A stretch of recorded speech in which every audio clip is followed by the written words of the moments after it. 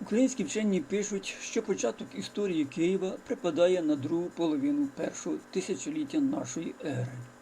Хоча тут же зауважують, що до того, як на крутому березі Дніпра виникли перші укріплення князівського двору, а на Подолі ремісничі та торгові квартали, життя людей на території сучасного міста розвивалося вже протягом багатьох тисячоліть.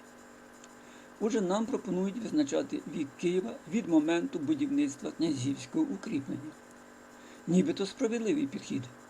Однак у глибоку давнину укріплення будувалися з дерева, і воно могло просто згоріти від пожежі або навіть зітліти за якихось 300-400 років. На їх місці могло постати щось нове, і слідів тих укріплень вже не знайти. Автор Велесової книги Ілар Хоругвін стверджує, що Київ заснував син отця Орія Кий, а він, як ми говорили у відео, Орій, засновник орійського роду, жив на межі 7-6 століть до нашої ери. Цитата.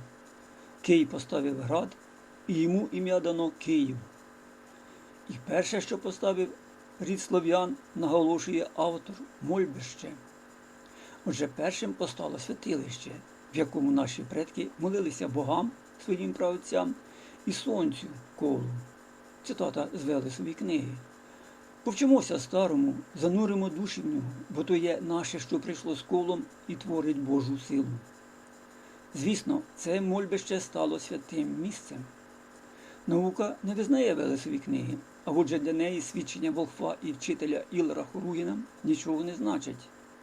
Бо більше нібито ніде немає підтверджень, що Кий жив 2700 років тому. А отже, саме тоді заснував Київ, про що також нібито нема відповідних підтверджень в інших джерелах та на історичних картах. Ми спробуємо довести, що насправді Києву значно більше років, ніж нарахувала йому наука. І навіть покажемо його на карті найавторитетнішого географа давнини Клавдія Птоломея. Отже, з Голуні, про яку ми розповідали в попередньому відео, Щек і Хорів пішли на захід, а Кий на північ, де і заснував свій град. Безсумнівно, він вибирав найкраще і найзахищеніше місце. Думається, київські архітектори не набагато помилилися з розташуванням пам'ятника засновникам міста. Щоправда, засновник був один. Кий уподобав гору, де сьогодні знаходиться Києво-Печерська лавра.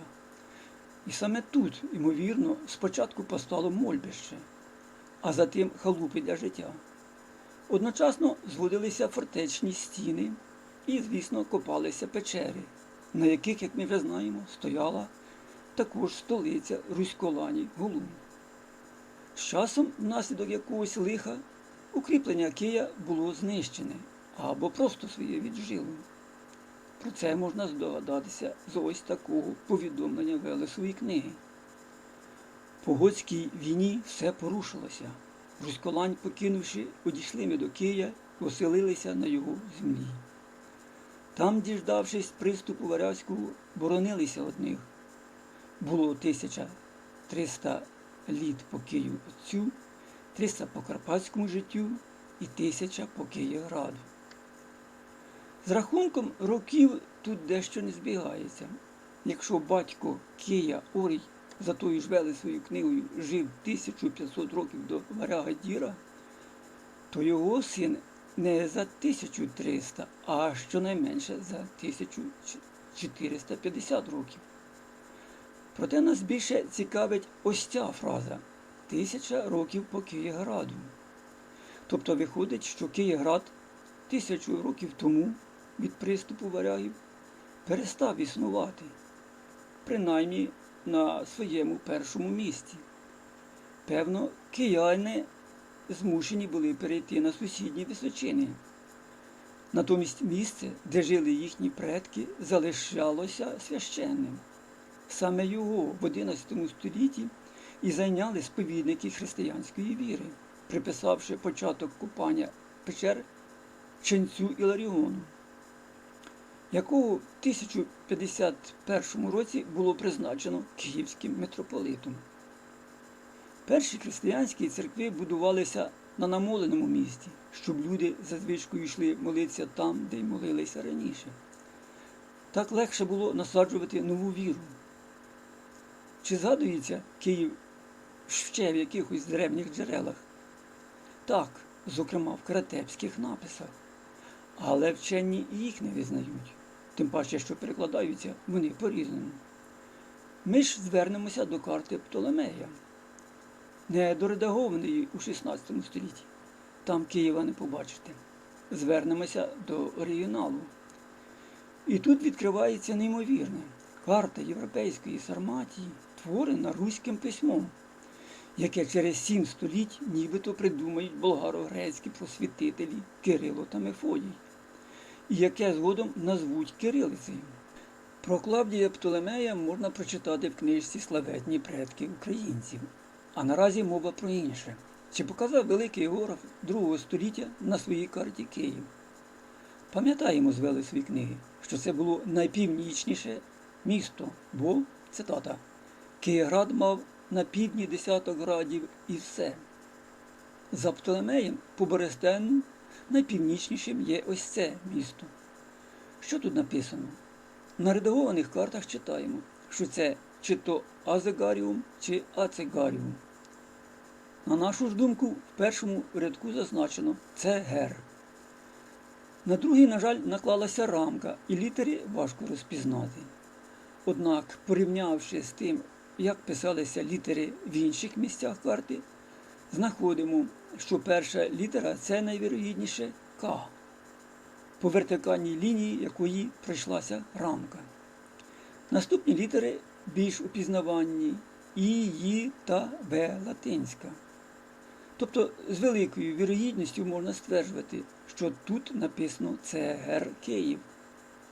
А тепер пригадуємо, що Геродот у своїх історіях під іменем Гер або Герос згадує річку в Скитії, за якою, цитати, лежить так звана царська країна, що називається, як і той край, Герос.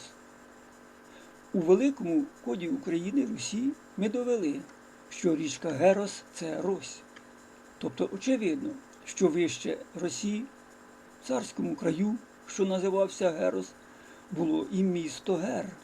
Безумовно, це місто Кия. Але греки, яким потрапили в руки праці Геродота, відредагували їх так, щоб ми не змогли пізнати себе в скітській історії. Що означає Гер, можна прочитати в тому ж великому коді. А ми від карти перейдемо до герба Києва. Найпершого герба, який також підтверджує глибоку древність нашої столиці. Це зображення лука із натягнутою стрілою. На одній київській руїні він був особливим, що зафіксував голландський художник Абрахам ван Вестфельд у 1651 році. Над аркою якоїсь напівзруйнованої споруди вміщена рельєфна композиція з янголом, який тримає щит із зображенням натягнутого лука. Що означав такий герб? Що символізував? Він нагадував про те, що лук був винайдений нашими предками. Він нагадував про мудреця скита Абаріса, який обійшов увесь світ лише з однією стрілою, не використавши її для свого захисту, щоб убити когось. За іншою версією, він облетів весь світ на стрілі. І ми на сьогодні серед небагатьох тих, хто володіє стрілами-ракетами, що освоюють космос. Київський герб нагадував про Геракла і про його сина Скита, який зумів натягнути стрілу на батьковому лукові і отримав як винагороду владу в Скитії. Він нагадував про отця Орія, засновника орійського роду, та інших лучників-захисників нашої землі, і навіть володарів Босфору, який був підвладний Скитії. Це символ славного минулого нашого великого роду, символ сили і готовності в будь-який момент дати відсіч нападнику. А наступного разу наша мова буде про Ольвію.